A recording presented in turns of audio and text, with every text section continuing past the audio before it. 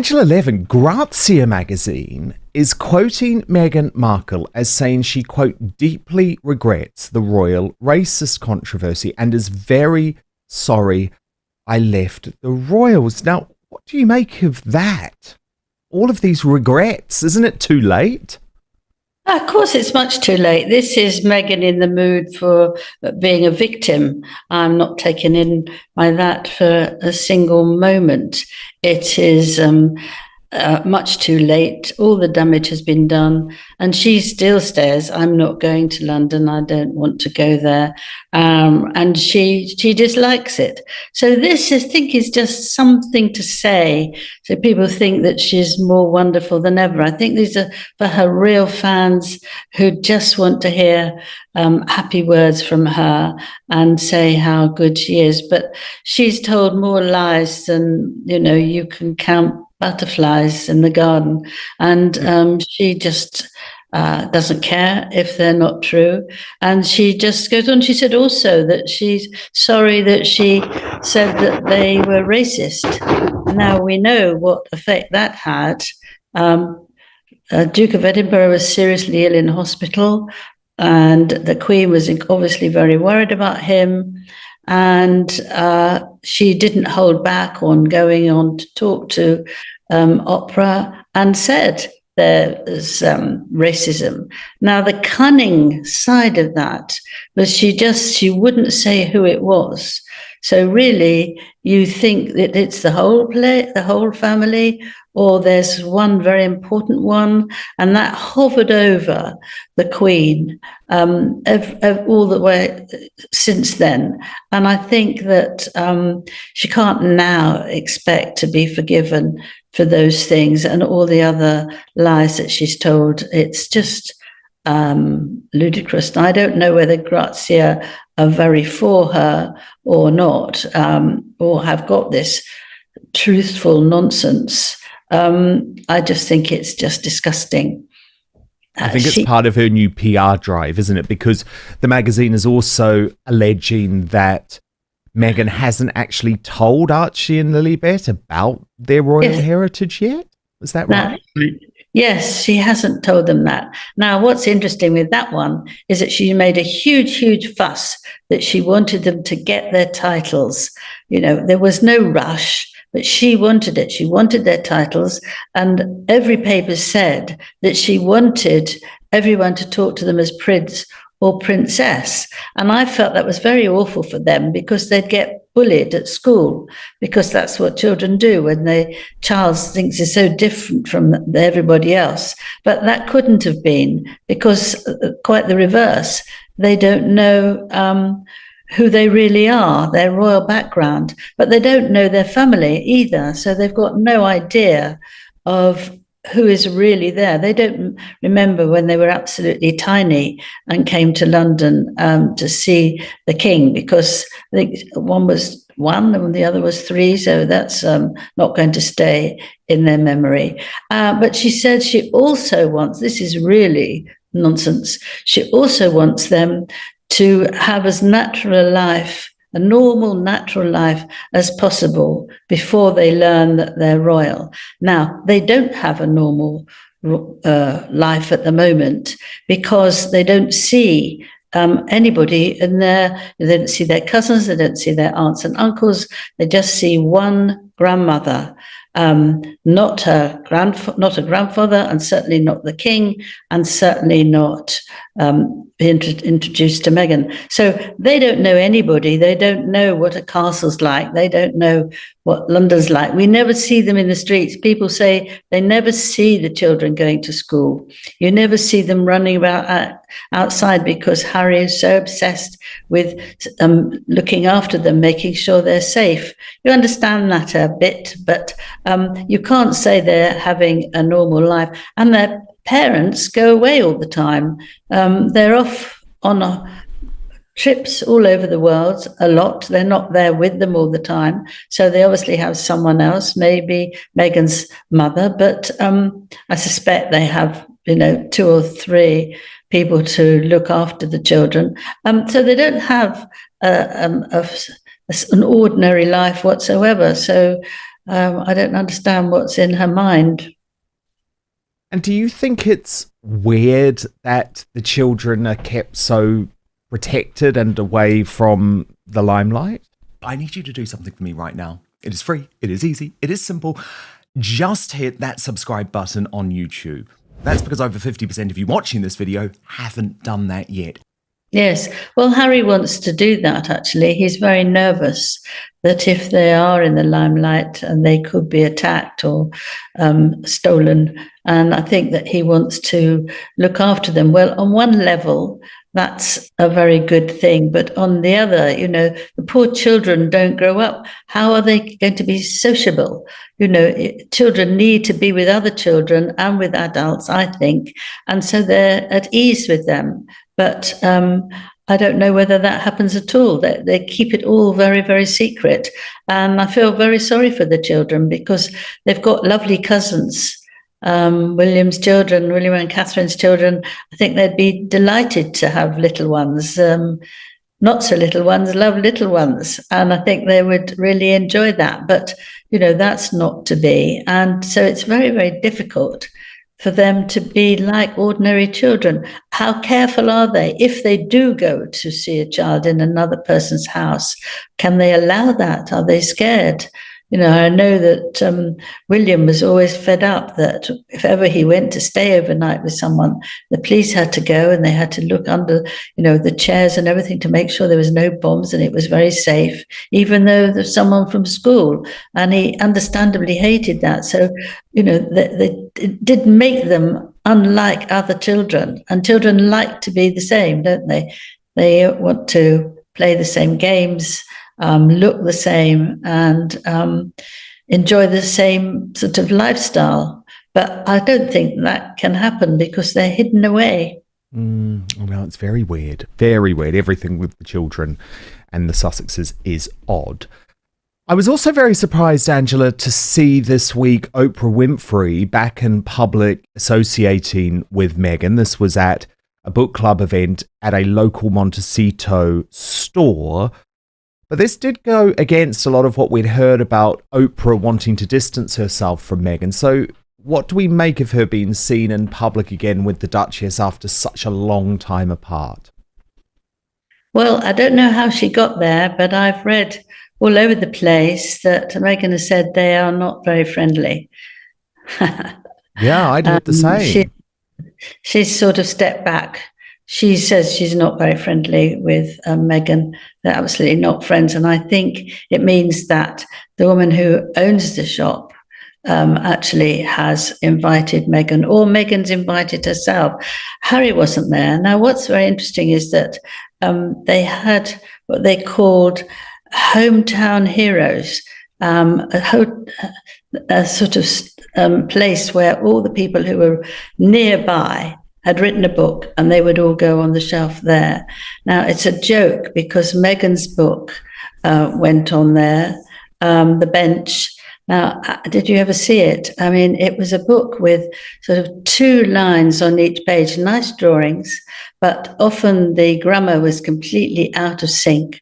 And it was the biggest nonsense you've ever had. There's only a few pages in there. You can't say that you're a writer. It's nonsense. And yet they're selling it. Now, that must be Meghan, because you wouldn't pick up a book like that. It's not really a book. But right next to it is The Spare, which is Harry's biography, and that's there on the shelf. He's a hero there. And he wasn't there. He didn't turn up. So that's extraordinary, really.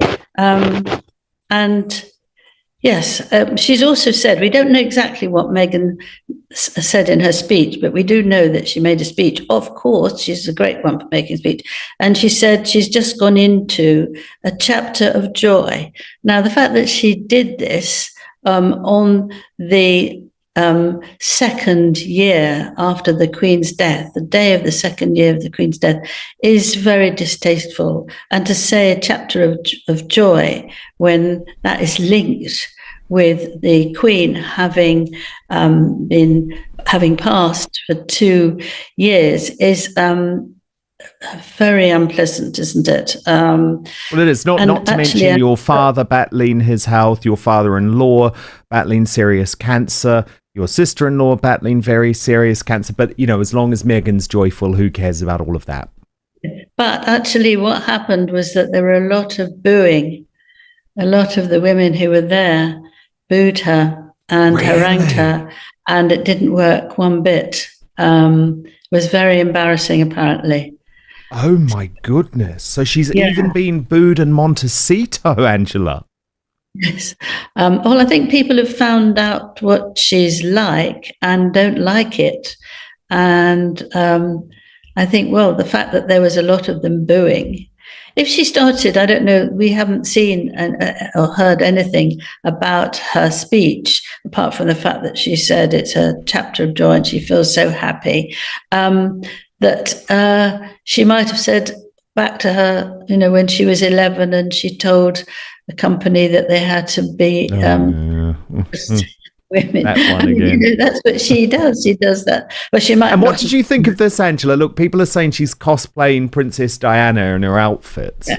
Well, what I would say was that the first evening Harry saw her, she was sitting on a high stool in a room, and he went up close to her because this meeting had been arranged for her, and she had worn Diana's perfume, Diana's favourite perfume, and Harry was just taken. He thought it was the most wonderful coincidence, but it wasn't a coincidence. She just put it on, and knowing that it was Diana's favourite perfume? But yeah, of course, yes, absolutely, knowing it was Diana's favourite perfume, and Harry couldn't get over that. I mean, she's very beautiful. She was even more beautiful when she was younger, like us all, and he couldn't believe that this had happened. But that's pure naivety, isn't it?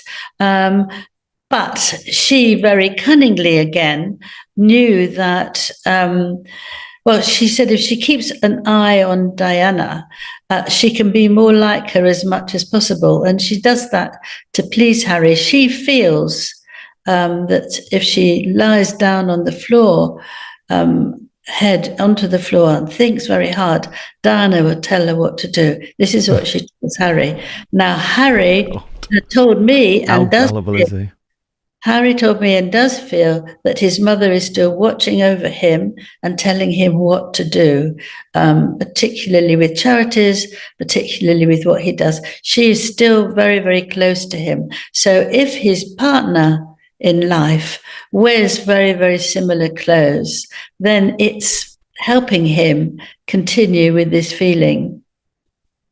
Yes, and we should clarify, of course, for folk who don't know, although I'm sure most of our regular viewers do, Angela wrote the biography of Prince Harry, but spent many, many months following him and speaking to him, so has a real insight into what Harry is like. 15 months, yes, indeed.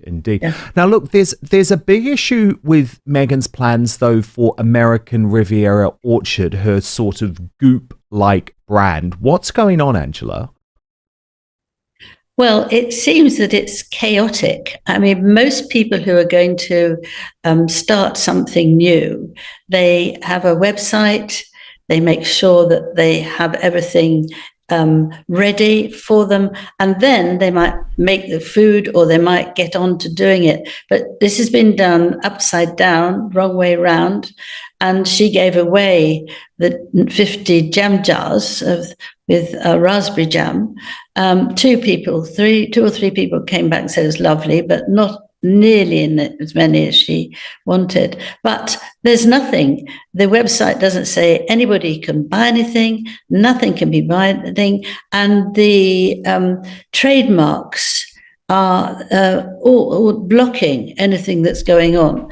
Now, she can't use America Riviera Orchard because that is a part of country nearby where they are, and she can't take over that part of the country. So they labeled it wrongly. Also, the designer has not been accepted because there's no proper O for orchard, and it's just a few lines which they think are very badly done, and they're not accepting that either. And so she can't do anything, actually. She's stuck. And I'm told it's going to be at least February or March before they can do anything more. So what a way to go. Everybody will be fed up, think the jam's got sort of stuff on the top because it's so old, you can't buy it. But she can't use all those things. You have to decide that in advance, don't you? I'm not a businesswoman at all, but I wouldn't actually start trying to sell things without getting the okays of the trademark, because that's only going to be very annoying. And they're also annoyed. And she can't find a chief executive, can she? It all just seems like a total mess. They don't want to do that. And she's had several top chefs. And it's a very good idea that she tries to get good chefs, because that will keep the product very well. But she does interfere, because obviously she thinks she's much better than everyone else. So these chefs who are very good don't want to have someone to tell them exactly what to do and all the silly details. So they've gone. So she's found it very difficult to find people. So I think she'll probably go over to plates and glasses and all that sort of thing. Yeah, but what will be interesting is whether she changes the name, because if she can't trademark the name, it could be incredibly difficult for her commercially, couldn't it? Because people could release their own American Riviera Orchard range, which could actually be quite fun if someone wants to do that to cause a bit of trouble. No, she won't be allowed to. Now, she won't be allowed to. They won't. No, indeed. Now, look, Angela, you have been looking into 2 years since the death of the late Queen Elizabeth II. It was such a shocking period of time, but specifically the fact that Prince Harry didn't go to visit the late Queen during her dying days. He left it too late, even though you say Charles had told Harry that she was unwell. And I remember being on GB News the night that, do you remember the Privy Council she was meant to be attending, and she had to pull out of that session? I knew something was very wrong at that point. And I actually said on air, Harry, just get on a plane. You're in the country. Go and see her. But he didn't. And by the time he was able to get to Balmoral, of course, she had died. It was too late. Yes, it's very sad, that is. I think because he was in a state where he wouldn't do what he was told. If you say, better come now, he wouldn't come straight away. He never sort of confirmed anything about coming over. He doesn't at all until the last minute. I don't know why that is. Maybe it's to be difficult and maybe not. But the thing was that they were in the UK because they were going to Germany and doing something in the UK, and it would have easily fitted in if they flew up to Scotland, but they took no notice and they didn't want to go. And the king did say, well, he wasn't a king then, Prince Charles did say, they should go because she was really unwell. And then on the next day, it often happens, she suddenly got extremely ill. Princess Anne was with her, luckily, and stayed with her. Prince Charles and Camilla took a helicopter and came from another part of Scotland and saw her. And then Charles went out to pick some mushrooms. He thought she was, obviously not well, but not bad. And she just started going downhill. Several recent publications have suggested that Meghan may be reassessing aspects of the ongoing royal dispute. According to these reports, there are suggestions that she regrets how some events unfolded following the couple's departure from royal duties. However, it's important to note that these reports rely on unnamed sources, and neither Meghan nor Prince Harry has publicly confirmed these claims. That hasn't stopped the stories from generating significant discussion across the media. Angela Levin has argued that public opinion toward the Duchess has shifted considerably over the past several years. Supporters maintain that Meghan has faced extraordinary levels of scrutiny and criticism throughout her time in the public eye. Critics, on the other hand, believe many of the controversies surrounding the Sussexes stem from decisions the couple made after stepping away from royal duties. Regardless of where people stand, it's clear that public perception remains sharply divided. The discussion has also expanded to Prince Archie and Princess Lilibet. Royal commentators have questioned how much of their royal heritage the children will eventually learn and what role, if any, they may have in the future. Harry has spoken publicly in the past about wanting to give his children greater privacy than he experienced growing up. That decision continues to generate debate, with some applauding the couple's desire for privacy while others question how it may affect the children's connection to their wider family. Recent headlines have also focused on Meghan's relationships within celebrity circles. Various reports have speculated about friendships and professional connections, but many of these stories rely on anonymous sourcing and should be treated cautiously. Celebrity relationships often become the subject of intense media speculation, particularly when high-profile figures are involved. Without direct confirmation from those concerned, it's difficult to separate fact from rumor. One thing remains certain: Prince Harry and Meghan Markle continue to generate enormous public interest, and every new report quickly becomes part of the wider royal conversation. Whether these latest stories prove significant or simply become another chapter in the ongoing media cycle remains to be seen. What do you think? Are these reports a meaningful sign of changing public perceptions, or are they simply another example of how closely every aspect of the Sussexes' lives is analyzed? Share your thoughts respectfully in the comments below. If you enjoyed today's royal news analysis, don't forget to like the video, subscribe to the channel, and turn on notifications so you never miss our latest coverage. Thanks for watching, and I'll see you in the next video.